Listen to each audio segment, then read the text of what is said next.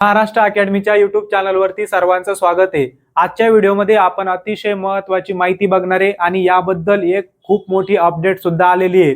जसं नियमित सैनिकांना रिटायर झाल्यानंतर पेन्शन मिळत असते तसंच अग्निवीरांना रिटायरमेंट झाल्यानंतर पेन्शन मिळणार आहे का, तर ती माहिती आपल्याला आजच्या व्हिडिओमध्ये घ्यायची आहे। त्यामुळे संपूर्ण व्हिडिओ शेवटपर्यंत बघायचा आहे आणि तुमचे जे मित्र मैत्रीण अग्निवीर भरतीची तयारी करत असतील त्यांना हा व्हिडिओ शेअर नक्की त्या ठिकाणी करायचा आहे। आता बघा, जसं नियमित जे सैनिक आहे म्हणजे 2022 मध्ये अग्निवीर योजना लागू झाली होती, त्यानंतर 4 वर्षासाठी अग्निवीरांची सर्व्हिस असते बघा। 25% अग्निवीरांना परमनंट केलं जात असतं, पण बाकीचे 75% अग्निवीर हे त्यानंतर बेरोजगार होणार आहे। आता केंद्राने बऱ्याचशा गोष्टी लक्षात घेऊन त्यांना वेगवेगळ्या क्षेत्रामध्ये याबद्दल रोजगाराच्या संधी उपलब्ध करून देण्याचा प्रयत्न सुरू केलेला आहे। म्हणजे वेगवेगळ्या भरत्यांमध्ये असू द्या किंवा वेगवेगळ्या क्षेत्रांमध्ये डिपार्टमेंटमध्ये त्यांना स्पेशल रिझर्वेशन दिल्या जाते। पण ही महत्त्वाची माहिती आपल्याला कशाबद्दल घ्यायची आहे की पेन्शन मिळणार का, म्हणजे जसं नियमित सैनिकांना रिटायरमेंट नंतर पेन्शन मिळत असतं तसंच अग्निवीरांना सुद्धा मिळणार आहे का, तर त्याचं उत्तर आहे नाही। आता याच्या मागचं कारण काय झालं बघा, आता 2025 मध्ये सिंदूर ऑपरेशन झालं होतं, त्यामध्ये एक अग्निवीर बंधू शहीद झाला होता। मग त्या शहीद झालेली जी की आई आहे, आता एक सोपीशी गोष्ट मला सांगा, नियमित सैनिक जर शहीद झाला आणि आपला अग्निवीर बंधू शहीद झाला तर जेवढं दुःख नियमित सैनिक शहीद झालेल्या आईला होणार आहे तेवढंच दुःख अग्निवीर शहीद झालेल्या आईला सुद्धा होणार आहे। म्हणून एका आईनं काय केलं, जो मुलगा शहीद झाला होता, जो सैनिक शहीद झाला होता अग्निवीर, त्याच्या आईनं हायकोर्टामध्ये याचिका दाखल केली की जसं नियमित सैनिकांना रिटायरमेंट नंतर पेन्शन मिळत असती, शहीद झाल्यानंतर वेगवेगळ्या सुविधा मिळत असत्या, तसं सुद्धा अग्निवीरांना मिळायला पाहिजे। तर त्यावरती केंद्रानं काय उत्तर दिलंय माहितीये का, जसं नियमित सैनिकांना मिळत असतं तसं अग्निवीरांना मिळणार नाही, कारण नियमित सैनिक आणि अग्निवीर हे वेगवेगळे आहेत, समान नाही।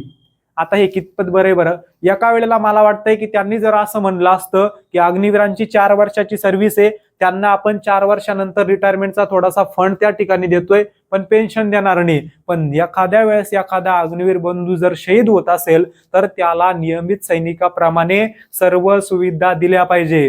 जसा नियमित सैनिक शहीद झाल्यानंतर त्याला वेगवेगळ्या सुविधा मिळत असतात, पेन्शन सुद्धा चालू राहत असती, तसं अग्निवीर बंधू शहीद झाल्यानंतर सुद्धा मिळायला पाहिजे। आणि तशीच मागणी कोणी केली होती, तर त्या अग्निवीर जो आपला बंधू शहीद झाला होता सिंदूर ऑपरेशन मध्ये, तर त्याच्या आईनं केली होती।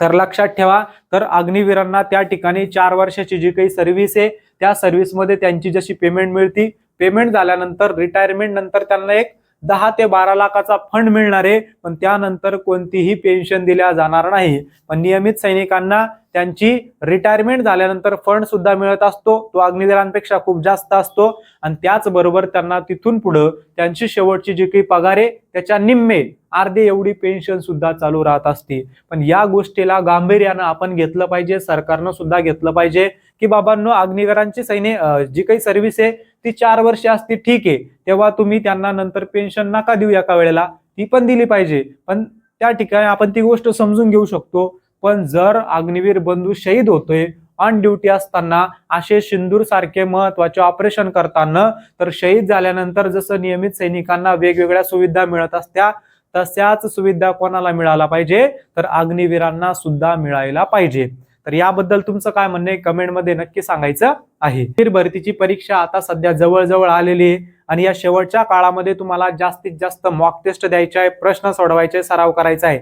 जर तुम्हाला एखादी टेस्ट सिरीज हवी असेल तर आपल्या महाराष्ट्र अकॅडमीवरती एक दर्जेदार अशी टेस्ट सिरीज उपलब्ध आहे बघा, त्यामध्ये तुम्हाला 20 फुल टेस्ट आपण देणार आहे आणि फक्त ते तुम्हाला 50 रुपयामध्ये मिळणार आहे। या टेस्ट तुम्हाला वारंवार सोडवायच्या आहे, प्रत्येक प्रश्नाचं डिटेलमध्ये तुम्हाला विश्लेषण सुद्धा मिळणार आहे।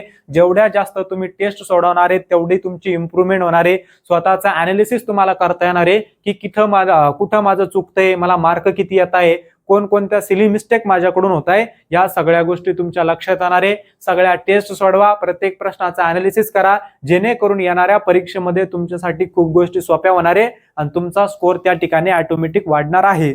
जर तुम्हाला कमी दिवसामध्ये जास्त अभ्यास कव्हर करायचा असेल तर नवीन फास्ट ट्रॅक बॅच सुद्धा आपली चालू झालेली आहे, बऱ्यापैकी सिलेबस यामध्ये कव्हर केलेला आहे। होमवर्क नोट्स सुद्धा तुम्हाला सरावासाठी, सोडवण्यासाठी, वाचन करण्यासाठी आपण या बॅच मध्ये देतोय बघा.